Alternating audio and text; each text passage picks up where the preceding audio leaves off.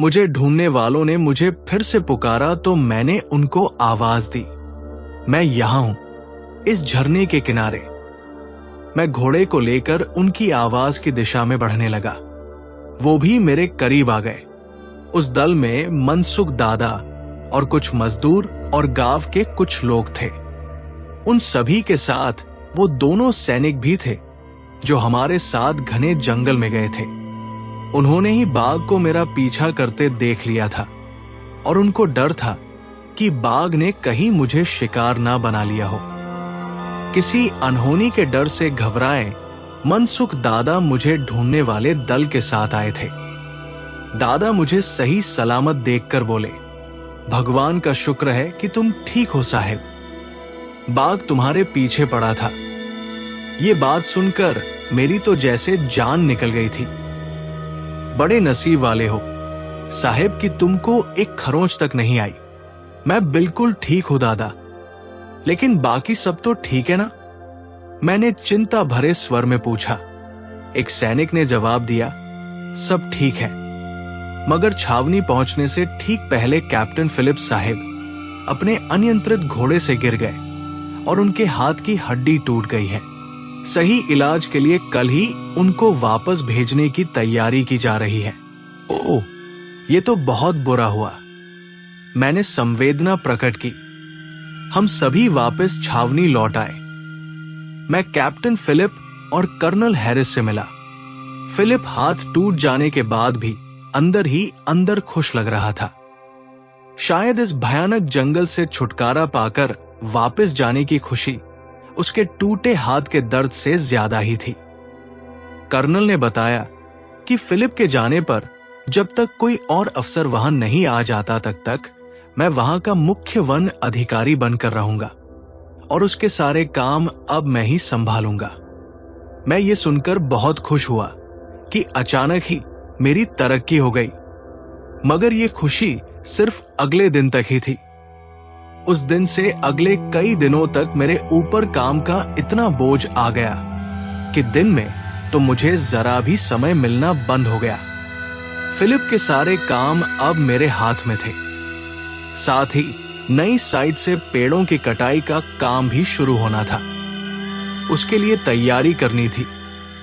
हमारे पास सिर्फ 5 हाथी थे और जंगल के नए बड़े पेड़ों को उठाने के लिए हमें कम से कम 8 और हाथियों की जरूरत थी। कुछ नए मजदूर भी चाहिए थे जो नए पेड़ों की कटाई का काम कर सके। ऊपर से वहां बाघों का भी खतरा था, तो काम करने वाले सभी लोगों की सुरक्षा का इंतजाम करना था और उसके लिए नए सैनिक भी चाहिए थे। एक एक करके मैंने सारे काम निपटाने शुरू किए। नए मजदूरों और कुछ नए सैनिकों को भर्ती किया गया। जंगल के दूर दराज के गांवों के उन लोगों से संपर्क किया जिनके पास पालतू हाथी थे और उनको अपने साथ काम करने के लिए राजी किया। आसपास के गांव वालों से अच्छा परिचय होने के कारण इन सब कामों में मनसुख दादा ने मेरी बहुत मदद की। इन सब में करीब 3-4 हफ्तों का समय लग गया।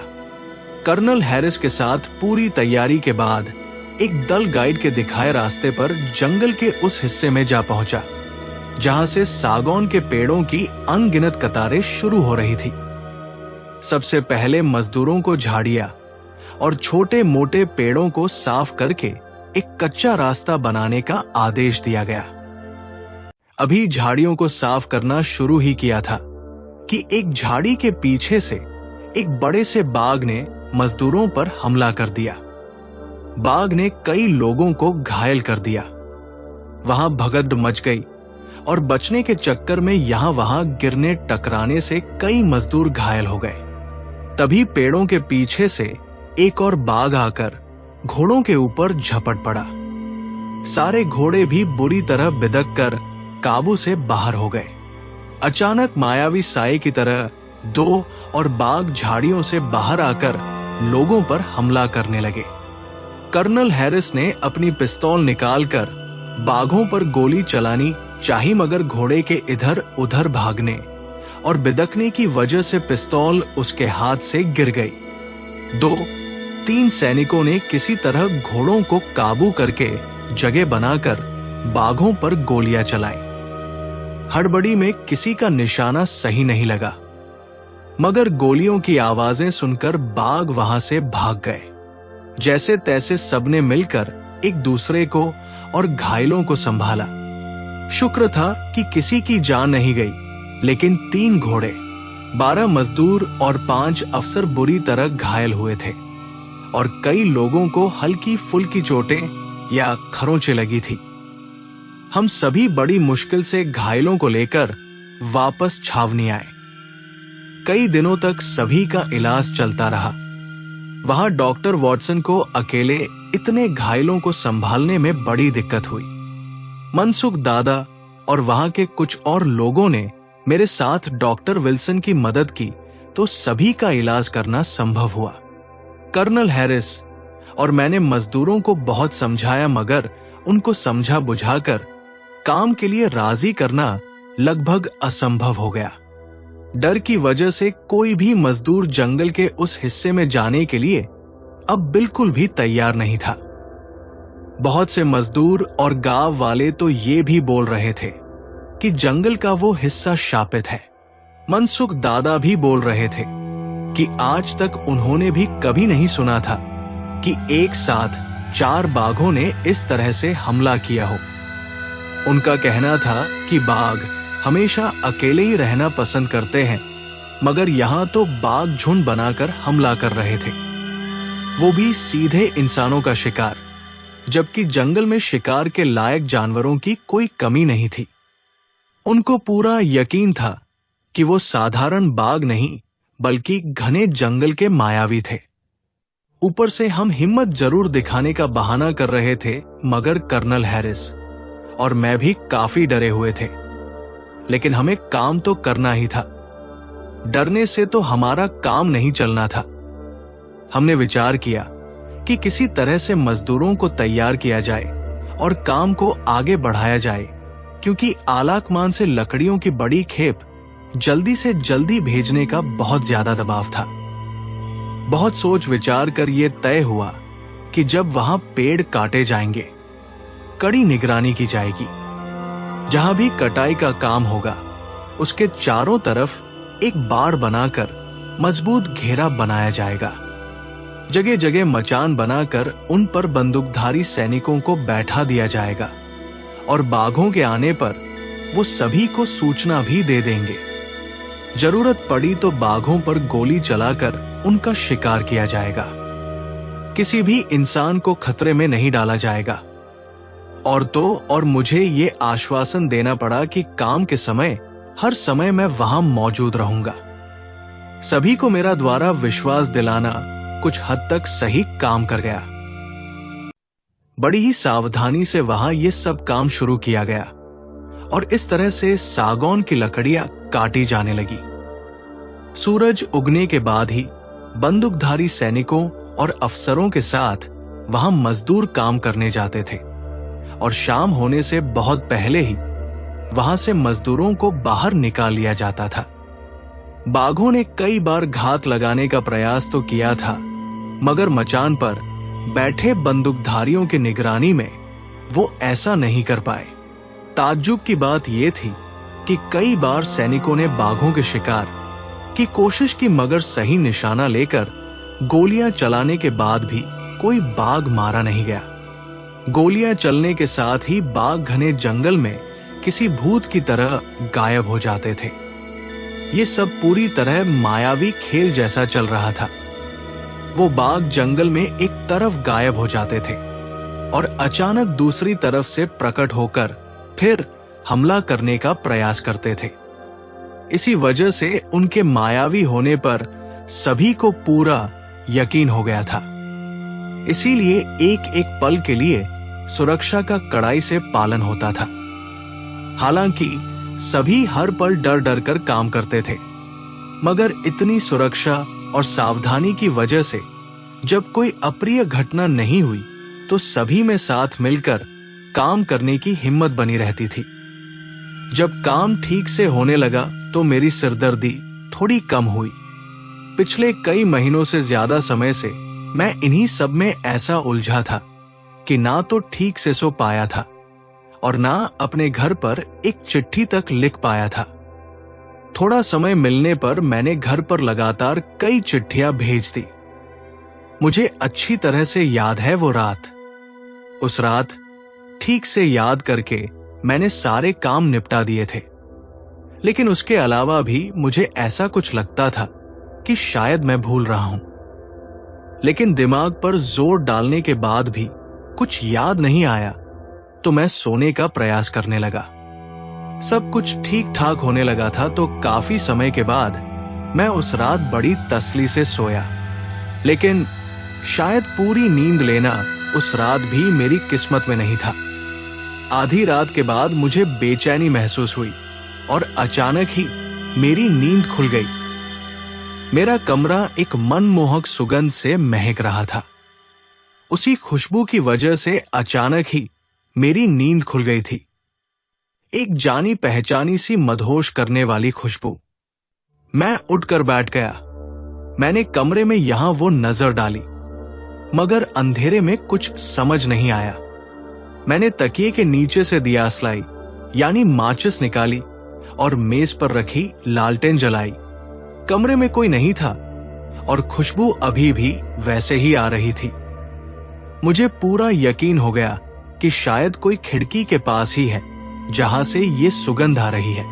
मैंने हल्के से खिड़की से पर्दा एक तरफ सरका कर बाहर देखा, मगर बाहर भी मुझे कुछ नजर नहीं आया। कॉटेज के पीछे तो वैसे ही इतना घना जंगल था कि वहां दिन में कुछ नजर नहीं आता था, तो रात में क्या ही दिखता। मैंने पर्दा वापस गिरा दिया। मुझे ये तो समझ आ रहा था कि मैंने वो सुगंध कभी पहले भी महसूस की थी, लेकिन कहा ये याद नहीं आ रहा था। जितना मैं उस खुशबू को याद करने की कोशिश कर रहा था, उतनी ही मेरे अंदर बेचैनी बढ़ती जा रही थी। बेचैनी में मैंने बिस्तर छोड़ दिया और उठकर खड़ा हो गया। मैंने कमरे में एक चक्कर लगाकर दिमाग पर जोर डाला तो मैं जहां था वही ठिठक गया। मुझे याद आ गया ये खुशबू कहाँ की थी। मैं जिस दिन जंगल में उस लड़की से मिला था, और जैसे ही मैं एक कदम उसकी तरफ बढ़ा था तभी उस खुशबू ने मुझे ऊपर से नीचे तक सराबोर करके मदहोश कर दिया था, मगर सिर्फ कुछ पलों के लिए, क्योंकि जैसे ही वो लड़की पीछे हट गई थी तो खुशबू आनी बंद हो गई थी। वही खुशबू आज मेरे कमरे में आ रही थी, मगर कैसे? उस लड़की का चेहरा मेरी नजरों के सामने घूम गया। उस दिन घटी हर घटना मुझे याद आ गई। उसकी खुशबू यहां है तो वो भी यहां जरूर आई है, मैंने सोचा। मगर वो है कहां, और वो भी इतनी रात को? क्या वाकई उसे इस जंगल में किसी से डर नहीं लगता? आखिर वो है तो बस एक मासूम लड़की ही। इतनी रात में उसे ऐसे बाहर नहीं निकलना चाहिए। उसे मेरे कॉटेज का पता कैसे लगा? हो ना हो, वो जरूर यही आसपास आती जाती रहती होगी, तभी उसने मुझे अपने कॉटेज में आते जाते देख लिया होगा। पता नहीं मैं ये सब क्या क्या सोच रहा था। शायद उस सुगंध की वजह से मुझ पर किसी नशे के जैसा असर हो रहा था। मुझ पर एक मदहोशी सी छाने लगी थी। उसे पता चल गया है कि मैं यहां रहता हूं, इस कॉटेज में, तभी मुझे सताने के लिए वो यहां आई है। पक्का वो दरवाजे के बाहर ही खड़ी है। हां, यही बात है। देखने में वो बहुत मासूम है, मगर वो है बड़ी शरारती। मैं भी ऐसे ही दिखाता हूं कि जैसे मुझे कुछ पता ही नहीं, और दरवाजा खोलकर एकदम से उसे चौंका दूंगा। हां, यही सही रहेगा। और जब वो चौंक कर मुझे देखती रह जाएगी तो मैं झूठ-मूठ का गुस्सा करूंगा कि इतनी रात में वो यहां क्यों आई। और फिर जब वो माफी मांग लेगी तो मैं मान भी जाऊंगा। मैं जैसे नशे में झूम रहा था और ये सब अनाप शनाप सोच रहा था और अपने में ही बड़बड़ा रहा था, जैसे मेरे सोचने समझने की शक्ति खत्म हो गई थी और जैसे कोई और मुझ पर नियंत्रण किए बैठा था। उसी नशे जैसी हालत में मैं चुपके से दरवाजे के पास गया और झटके से दरवाजा खोलकर बाहर आ गया, लेकिन बाहर तो कोई नहीं था। मैंने इधर उधर झांक कर देखा, कहीं भी किसी का कोई नामो निशान नहीं था। मैं सीढ़ियों से नीचे उतरा और अपने कॉटेज के आसपास हर जगह देख लिया, मगर मुझे किसी की कोई आहट तक नहीं मिली। मैं वापस अपने कमरे में आ गया। कमरे से खुशबू खत्म हो चुकी थी, लेकिन मेरे ऊपर से वो अजीब सा नशा अभी भी नहीं उतरा था। मैं अपने बिस्तर पर बैठकर काफी देर तक तो यही सोचता रहा कि मुझे आखिर हुआ क्या है। एक घड़ी को मुझे ऐसा लगा कि कहीं मैं सपना तो नहीं देख रहा था। मुझे बहुत दुख और अफसोस हुआ कि काम के चक्कर में मैं उस लड़की को बिल्कुल ही भूल चुका था। मन में ऐसे विचार आने लगे कि पता नहीं मेरे इंतजार में वो कितनी बार झरने पर आई होगी। उसने मेरी राह देखी होगी, मगर मैं कभी उससे मिलने गया ही नहीं, तो वो दुखी मन से वापस लौट जाती होगी। मगर वो मेरी है कौन जो मेरे इंतजार में झरने पर आती होगी? वो मेरी कोई हो या ना हो, अब तक जो हुआ सो हुआ, लेकिन अब कैसे भी मैं उससे जरूर मिलूंगा। शायद ये खुशबू इसी बात की याद दिलाने के लिए मेरे कमरे में आई थी कि मुझे उससे मिलना ही चाहिए। मैं बिस्तर पर लेट गया, मगर अब मेरी आंखों में नींद ही कहाँ थी। मैं बाकी समय बिस्तर पर करवटें बदलता रहा और सुबह होने का इंतजार करता रहा। थोड़ी थोड़ी देर में खिड़की से पर्दा उठाकर देख रहा था कि सुबह की रोशनी की कोई झलक भी मिल जाए और मैं उठकर उसी झरने के पास जाऊं जहां वो लड़की मुझे पहली बार मिली थी। मगर बची हुई आधी रात खत्म होने का नाम ही नहीं ले रही थी। मैं बता नहीं सकता कि किस तरह बड़ी मुश्किल से मैंने वो रात काटी, और जैसे ही अंधेरा कुछ कम होता महसूस हुआ, मैं बिस्तर से उठा और कमरे से बाहर निकल गया। मैंने अस्तबल से एक घोड़ा निकाला और झरने की तरफ निकल गया। अभी ठीक से सुबह की रोशनी भी नहीं हुई थी।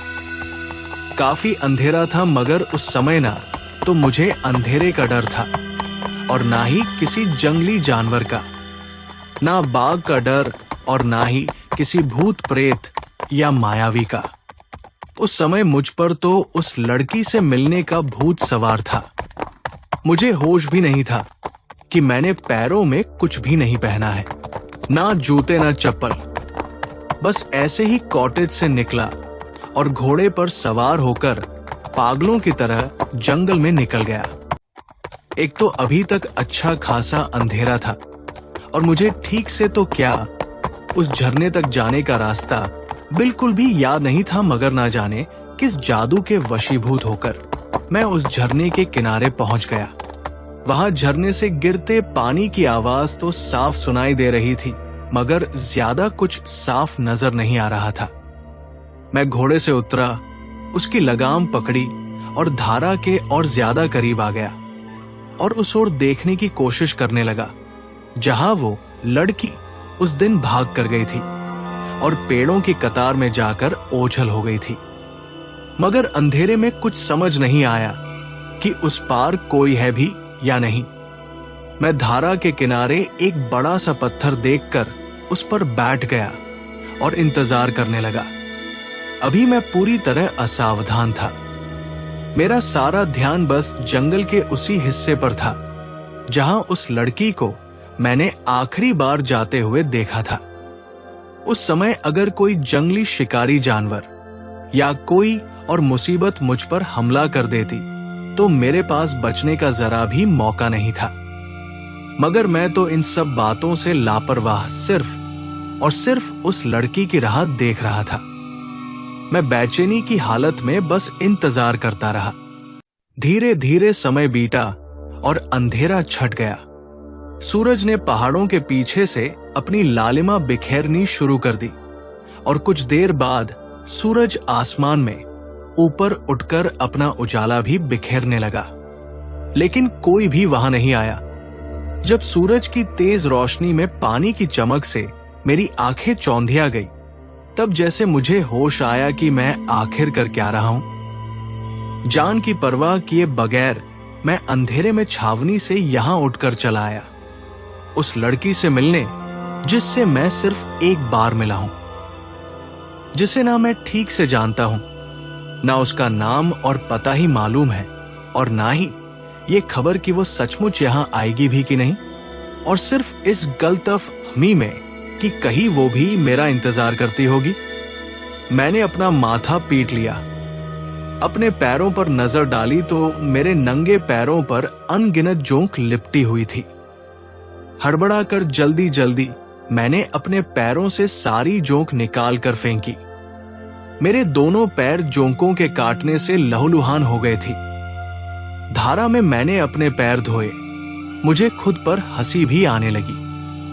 मैंने फिर से एक नजर उन पेड़ों की तरफ देखा और पत्थर से उठकर घोड़े की लगाम संभाली और वापस चल दिया। अभी मुश्किल से 20-25 कदम ही चला था कि एक जानी पहचानी सी सुरीली सी आवाज ने पीछे से मुझे पुकारा। बाबू, क्या हुआ? मुझसे मिले बिना जा रहे हो?